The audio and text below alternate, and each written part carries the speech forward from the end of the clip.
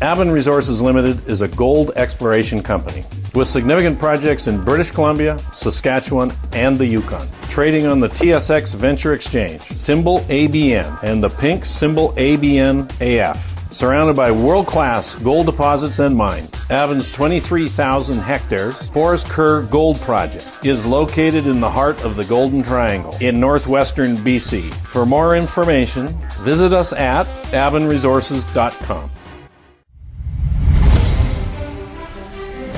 Welcome to the Goddard Report. Comments made on the Goddard Report and TalkDigitalNetwork.com are an expression of opinion only. Here is Jim Goddard.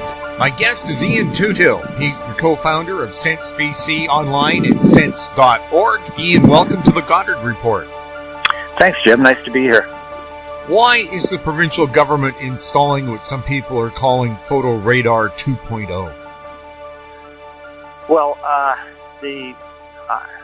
group is apolitical, but if I'm going to make a political statement here, I think the NDP tends to be more in favor of photographic surveillance than, say, other political parties do. And they were the introducers of photo radar 1.0 the first time around back in the early 90s. And they're taking another kick at the can. And they're doing it at a time when they believe that it's probably easier to get away with it because there's been a lot of publicity over the last year and a half that ICBC's in the red. And, they can claim that they're doing something about it and that this is one of the ways of trying to reduce the cost to our insurance corporation. Is it more of a cash grab than really helping people?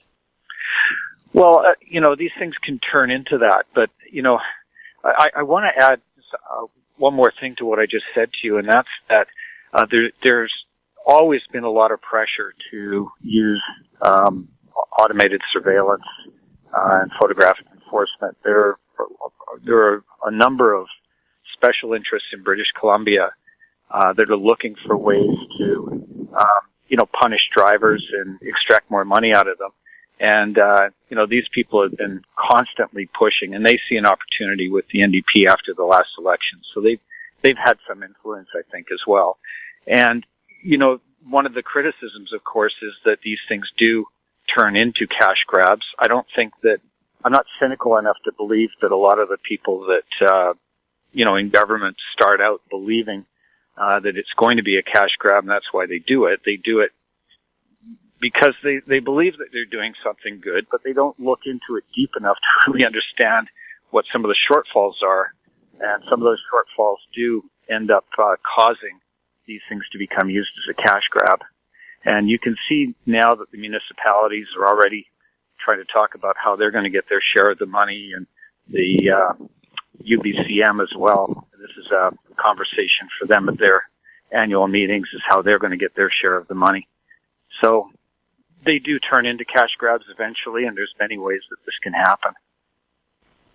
Didn't Attorney General David Eby promise no photo radar? Oh, yes. David Eby was absolutely emphatic and adamant that there would be no photo radar. And there's a couple of very good clips of him, or at least one clip of him saying that. And, of course, Mike Farnworth has said that this isn't photo radar. We can get technical about it and talk about the fact that there is no radar involved in the speed on green. They're using loops, inductive loop technology. But we being Sense BC, refer to anything that snaps your picture in the mail and sends you the de facto conviction several weeks later, and putting the onus on the registered owner to prove that he's innocent versus the onus on the prosecutors to prove guilt. We refer to that as photo radar. That's the generic term. And they can get smart about it and cute and say that it's not, but that's what it is. Doesn't that violate the Canadian Constitution and Charter of Rights to assume guilt? I'm not a lawyer, Jim, so I can't really comment on that. Some people have tried the constitutional challenges, and here we are today. We still have it. As a layperson, I believe that I should have a right to face my accuser, and I believe that I should have a right to, the presumption of innocence rather than the presumption of guilt. And when you get a ticket, you being you and me, when we get a ticket in the mail after the fact, sometimes several weeks to several months after the fact, we're hardly in a position to defend ourselves, on an equal footing with the Crown that's accusing us. And some people say, well, if it's a picture, your car's in the picture and you did it, then you must have done it. Well, these things aren't infallible, and they do make mistakes. And during the days of Photo Radar 1.0, there were a couple of well-known stories where, there was one particular story that I remember that was quite interesting, and that's where a person had got their ticket in the mail and had looked at the picture in the ticket and realized that there was a farmhouse in the background, and went back to the farmhouse and realized that he in fact was not speeding, and that simply how he got the ticket and how he was being accused was that the photo radar operator forgot to recalibrate the photo radar unit when he moved from one speed zone to another, and left it at the previous speed limit for the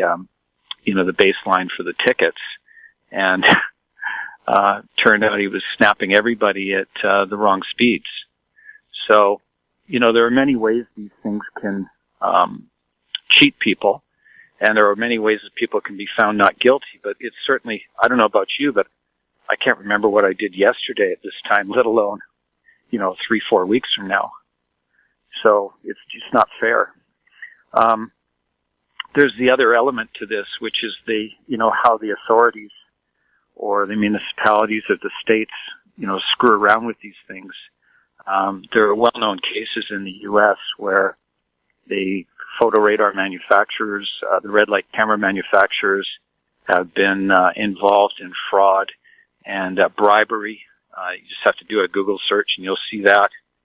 Red Flex has come up a couple of times, but what they do is because there's a lot of money involved, the stakes are very high. Everybody wants the money.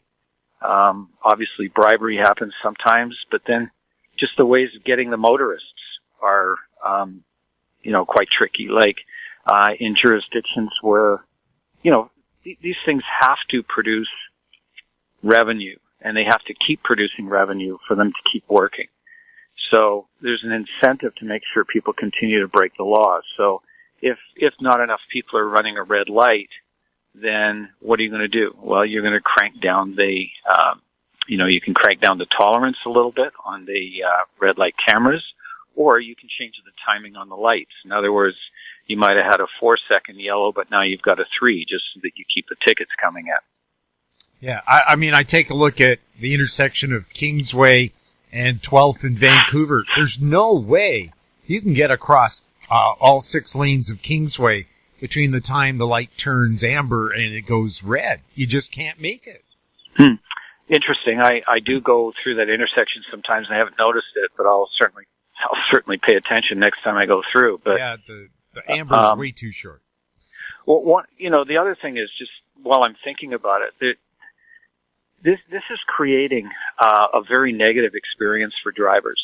Apart from and owners of vehicles, apart from the fact that they're now having to worry about how they'll defend themselves and unexpected costs for operating a motor vehicle. There's the safety disadvantage as well that's not to be taken lightly, and that's that when you're introducing a red light camera at an intersection, you're introducing another element that people have to look for. It's not like, I'm what is considered an at-risk road user. I ride a motorcycle for a good portion of my time on the road. And when I come to an intersection, I'm hyper aware of, everything that can cause me a problem at that intersection. So every intersection I approach, I'm looking at it both sides of my eyes, all directions. And the last thing I need is just one more thing that I have to worry about, right? And, it's not a coincidence that in many jurisdictions where red light cameras are used, there is an increase of certain types of collisions at those intersections, and most notably are rear-enders. And that should be no surprise to a lot of people. Why do you think Mike Farnworth keeps saying it's not photo radar? Well, because photo radar's got a bad rap. I also noticed that this week in black press media, there's been, I guess Paul Hergott's been publishing a couple of articles over the last couple of weeks about photo radar. He's saying it's not photo radar either. No, actually, he's not saying that. He's saying that it's photo radar, but it's not the same as last time. Nobody wants to be associated with photo radar the first time around, which is really interesting because I was there when they launched photo radar the first time around, and they were all telling us how great it would be, and we didn't have to worry about all the things that we were worried about. Lo and behold, all the things we were worried about actually came to pass. So Mike's just trying to spin this, because he knows full well that some of his colleagues don't like it. I don't believe for a second that David Eby approves of photo radar. He's a former head of the BC Civil Liberties Association, and he's a guy that I know personally that believes in fairness. I just can't see him liking it. So I'd love to be a fly on the wall in the cabinet meetings, but Farnworth is just trying to put lipstick on a pig, basically, and he's hoping that some people will listen to him. But it's quite laughable, really, to watch it. We'll have more with Ian Tootill right after this. I'm Douglas Mason, CEO of Naturally Splendid, symbol NSP on the TSX Venture Exchange. Naturally Splendid is a biotechnology and consumer products company focused on the global cannabis and health markets. Naturally Splendid is expanding distribution in this rapidly growing market with products currently in Canada, the USA, South Korea, Germany, and Australia. To view our comprehensive company presentation and for more information, please visit our website at naturallysplendid.com. Grand Portage Resources' Herbert Gold Project in southeast Alaska highlights increased gold resource, indicated and inferred, of 860,000 ounces, in excess of 10 grams per ton gold. Expansion drilling is planned on the Herbert Gold property for the summer of 2019. Grand Portage Resources trading symbols are GPG on the TSX Venture, GPTRF on the OTCQB, and GPB on Frankfurt. For more information, please visit our website, grandportage.com. Welcome back. We're speaking with Ian Tootill. Ian, do we have problems at intersections that need this kind of technology? Well, that's a two-part question. Yes, we have problems at intersections. No, I don't believe we need this technology. Do we need enforcement? We absolutely need enforcement. With traffic safety, there's really three elements that are generally accepted, and I accept them, and that's you need education, you need engineering, and you need enforcement. And, I think in BC, the acronym for the name Sense BC, it used to stand for Safety by Education, not Speed Enforcement. We do advocate better education. We'd like to see, German-style driver training here with that kind of testing. Now, the engineering element is significant and shouldn't be underestimated.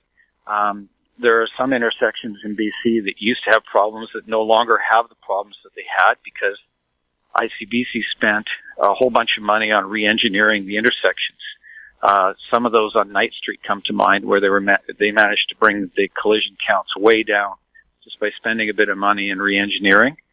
And then, why do we have a problem at intersections? Well, sometimes it's because of engineering and sometimes it's because of enforcement.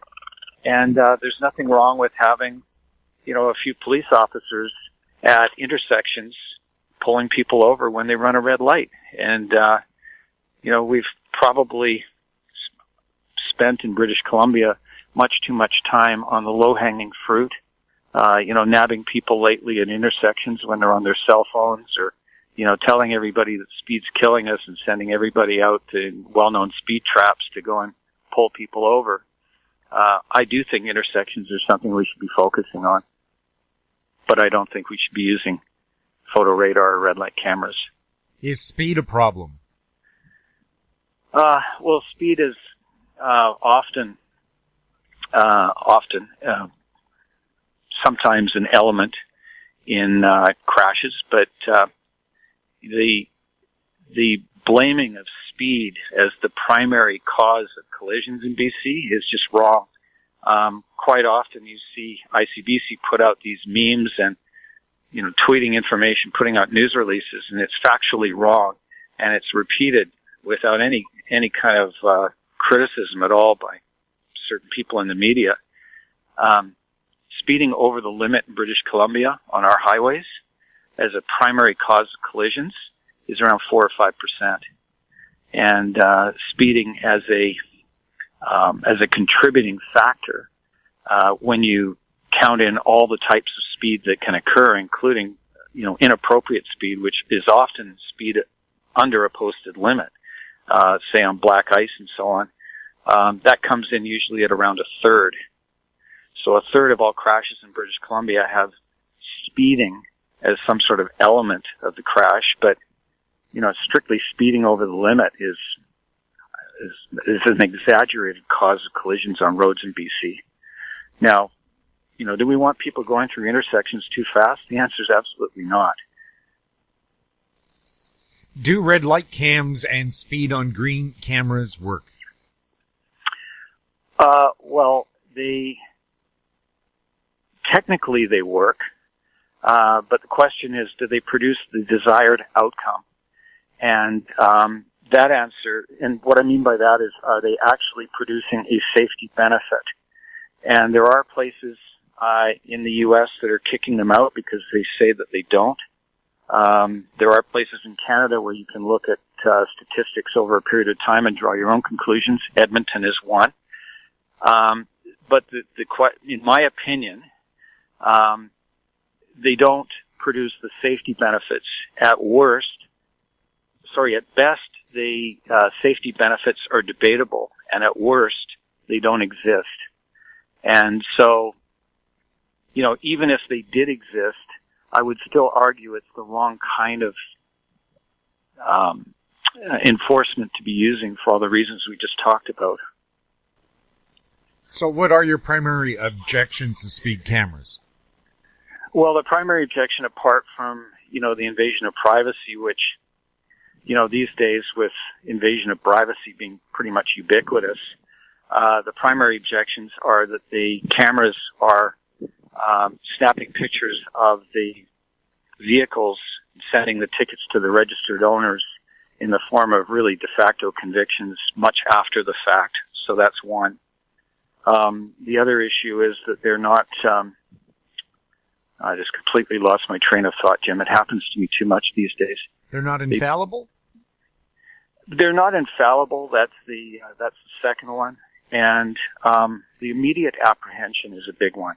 There needs to be immediate apprehension so that people can change their behavior on the spot, and so that we can actually stop people that are dangerous on the road. Often when you see high-speed collisions on the roadways, they're happening late at night, which means that they're combined with other factors like people that are high or they're drunk.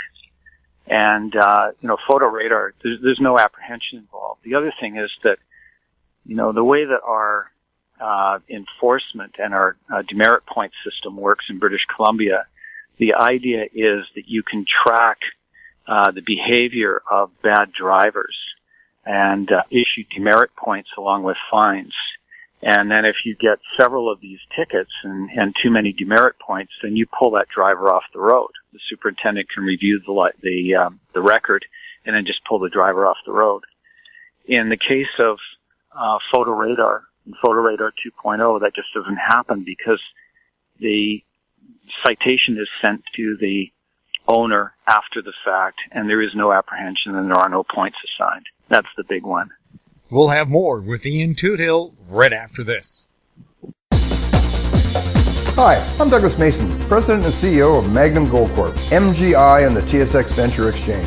A 2015 drill program on the LH property intersected several high-grade gold intersections, including including 11 meters of 20.66 grams per ton gold. Additional drill targets on the LH property have been identified by a 2018 drone airborne magnetic survey to further evaluate a pyrrhotite-enriched gold-bearing system. Please visit our website at magnumgoldcorp.com. Don't miss out. Stay informed. Receive the HowStreet.com weekly recap with thought-provoking podcasts, radio, and articles delivered to your inbox. Sign up for the HowStreet.com weekly recap on our homepage at HowStreet.com.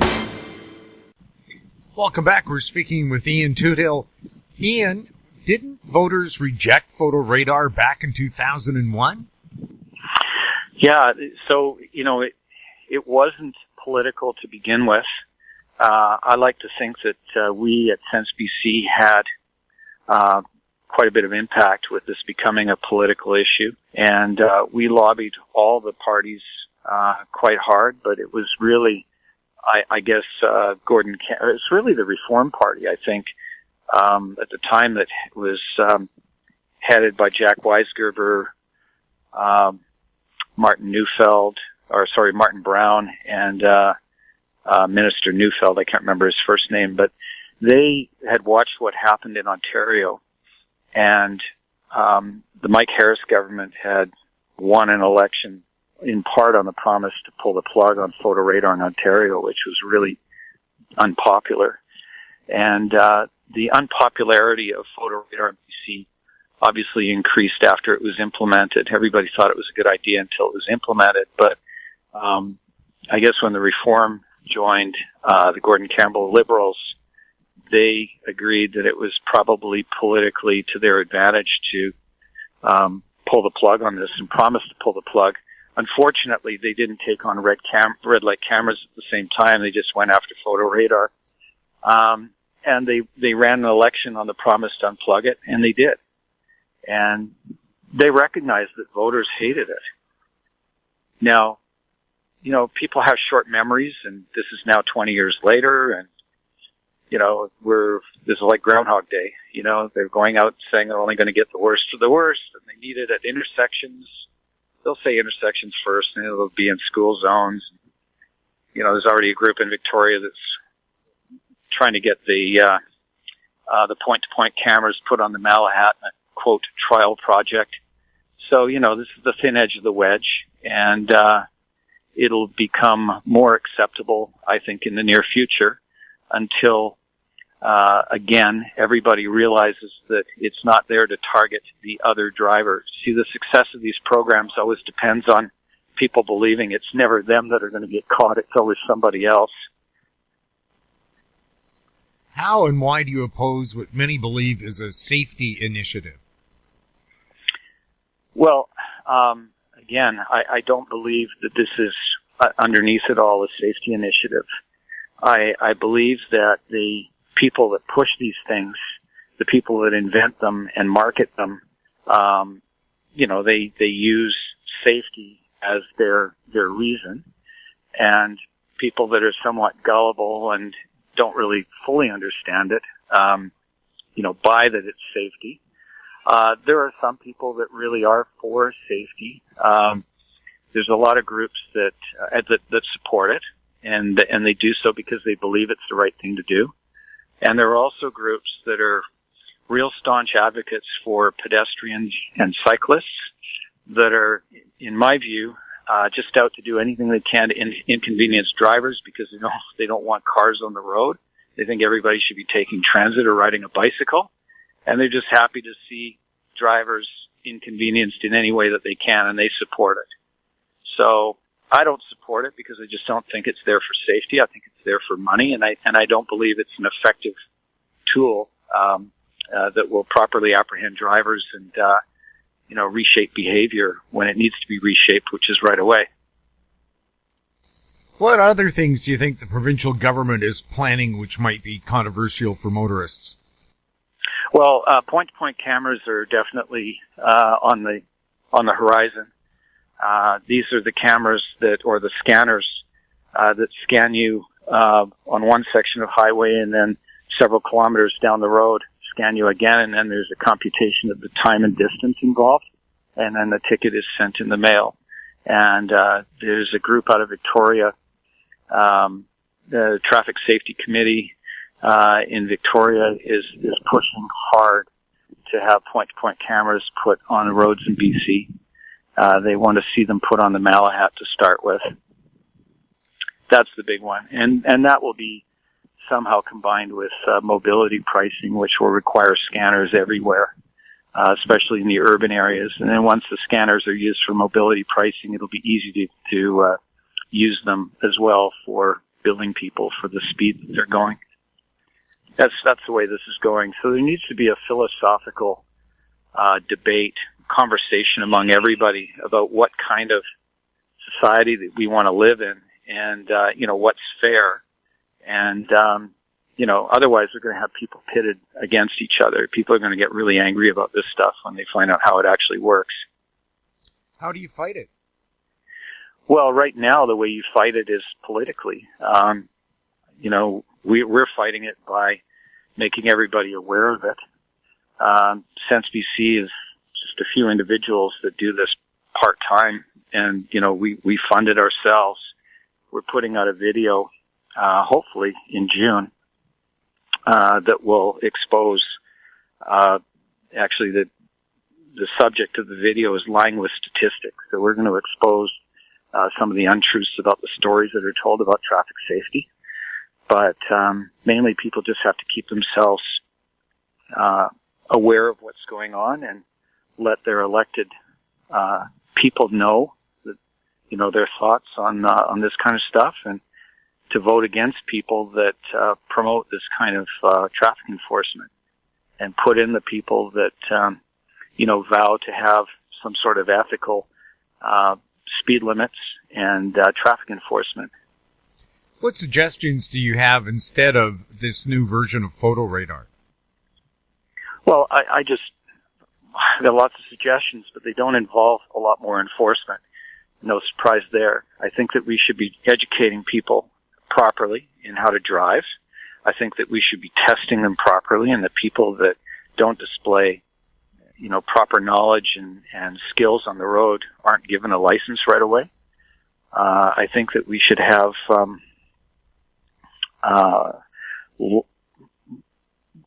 not only better driving skills, but we should have enforcement that's targeted for the areas that we know cause problems. We need an overhaul of the penalty point system so that the points represent accurately the future at-fault crash risk of the infractions. In other words, speed is quite a ways down the list. That might surprise a lot of people, yet speeding tickets comprise usually about 60% of the revenue that comes in from enforcement. So, the other thing that we need to do is have some integrity in the laws. So if you've got sections of roadway that are perfectly safe for people to be going quite a bit over the speed limit, then we should be taking a look at whether or not the limit's right and setting a limit to the upper end of safe travel speed by the majority of the motorists that are already doing it. And then we don't have to send police out to those places because there's nothing for them to do.